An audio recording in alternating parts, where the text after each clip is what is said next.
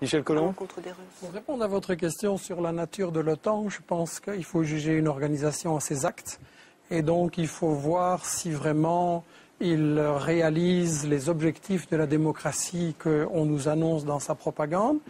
Et si on voit dans l'histoire, l'OTAN, c'est quand même le complice du régime fasciste au Portugal de Salazar, le complice du coup d'État en Grèce, des colonels c'était la guerre froide.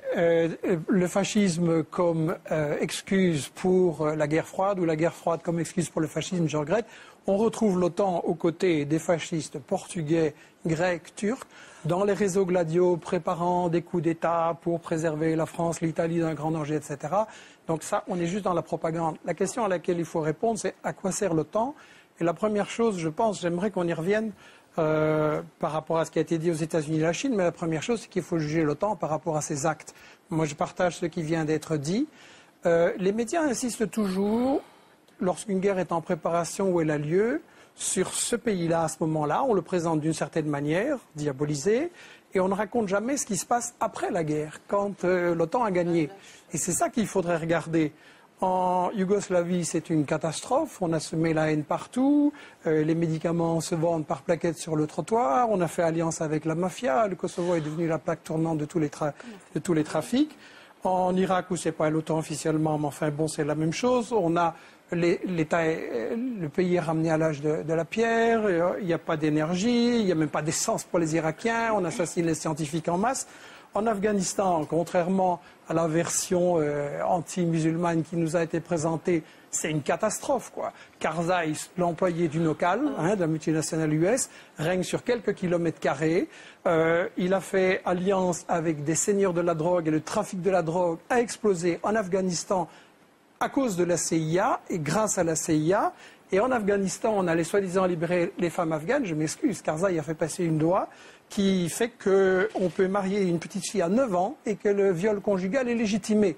Donc, où est le progrès? Il faudrait quand même qu'on sache de quoi. Et en Libye, c'est la mafia, on voit ce qui se passe. Il y a une loi qui vient d'être prise comme quoi quelqu'un qui disait qu'avant c'était mieux, il va en prison à perpétuité. Donc, l'OTAN pour la démocratie, c'est de la rigolade. Et la vraie question que j'espère qu'on pourra poser ce soir, c'est à quoi sert vraiment l'OTAN? Quels sont ses véritables objectifs? La question que Monsieur Dulles et les responsables des États-Unis ont reconnu que tout ce qu'ils racontaient et qui terrorisait mes parents, moi je me souviens dans les années 50, quand on parlait de la Hongrie ou d'autres, on allait vite au supermarché et on faisait des provisions de farine, de chocolat et de sucre. Et on a terrorisé la population européenne, les Russes vont vous attaquer, mais lisez simplement les déclarations de monsieur Dulles et des responsables des États-Unis, ils ont bien dit ils savaient qu'il n'y avait aucun danger, mais que c'était nécessaire pour des raisons stratégiques pour implanter l'OTAN comme moyen de domination de l'Europe. Et beaucoup de ces guerres ont évidemment pour effet collatéral, ou peut-être pour cause première, la nécessité d'obtenir des contrats de reconstruction pour des économies qui saturent chez elles. Ça me semble tout à fait évident, puisque dans nombre de ces conflits, la destruction des infrastructures civiles passe avant tout le reste. En Serbie, le cas est flagrant. On a détruit 9 blindés et pratiquement toutes les infrastructures civiles. 9 blindés. Michel Collomb. J'ai été accusé d'angélisme bétifiant et autres gentillesses.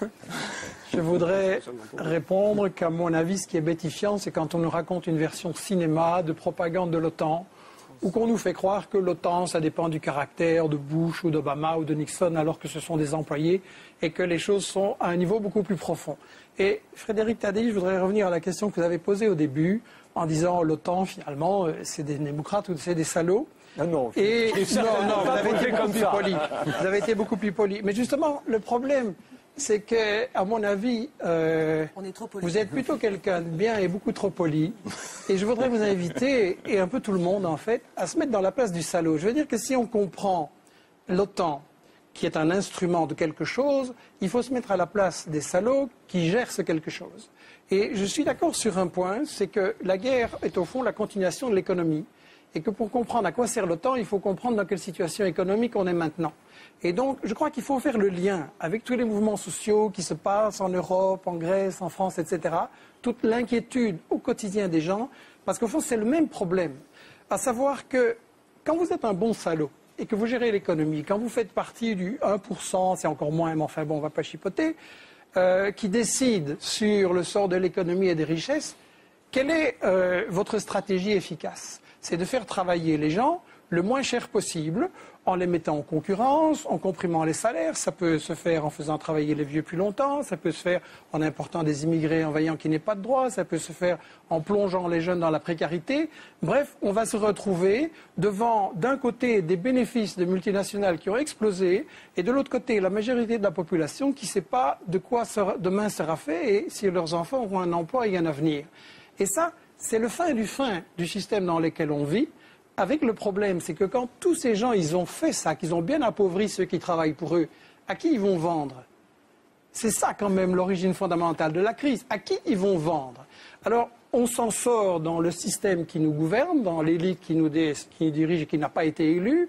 On s'en sort en disant, bon, on va exporter les capitaux, on va aller mettre les capitaux dans le sud, ça rapporte, et ça permet effectivement de piller les matières premières et de laisser les populations dans la pauvreté. Ça permet de contrôler la main-d'œuvre et de faire travailler les gens aussi pour des bénéfices. Ça permet de contrôler les zones stratégiques, etc. Et donc, on se retrouve avec des multinationales du Nord de plus en plus riches et des pays du Sud de plus en plus pauvres. Et le point où ça mène à la guerre, c'est qu'évidemment, ça provoque des résistances des populations qu'il s'agit de briser. Donc toutes les guerres de l'OTAN, je l'insiste, sont des guerres économiques, des guerres de pillage. Et ensuite, ça provoque des résistances aussi des rivaux. Parce qu'on a eu raison de dire que l'OTAN, c'est l'instrument des États-Unis qui, effectivement, essaye de faire payer par les Européens et les autres les guerres qui leur permettront à eux, États-Unis, de dominer le reste du monde, y compris d'écraser les Européens et tout le monde. Et ce qu'on a essayé de faire avec ce livre, La stratégie du chaos dont vous avez parlé, c'est d'éclairer la dimension des États-Unis maintenant, qui est effectivement une stratégie globale pour dominer le monde, pour faire en sorte que l'Afrique, l'Amérique latine, ça c'est plus difficile, et l'Asie, leur restent soumises. Et effectivement, le problème des États-Unis maintenant, c'est que c'est une puissance économiquement et politiquement en déclin. Donc militairement, effectivement, ils n'ont plus les moyens de gagner cette guerre en Irak et en Afghanistan. Et comment ils s'en sortent alors? Ils s'en sortent par la stratégie du chaos.